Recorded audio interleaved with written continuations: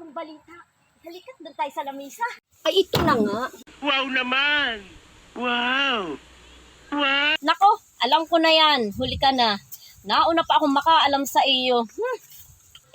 Nauna pa sa akin ang balita. Ang pagkakabilis nga naman talaga ng balita ngayon. Ay, si Kaambo. Pinuntahan niyang barangay sa kanila. Pinabarangay daw ni Aling Bidang. Ay, si Kaambo. Ay, naku, isapon naman daw yun ay luko eh. Oo, si Kaambo. Ay, talaga namang napakasama ng ugali niyang Kaambong ayan. Kaya laging napapabarangay dito sa ating barangay.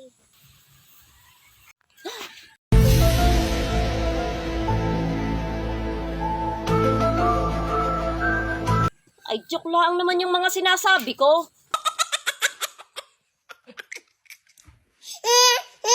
Napakabait namang tao niya si Kaambo. Ay, awan ko nga baga kung bakit lagi napapabarangay dito sa ating barangay. Napakabait naman niyan.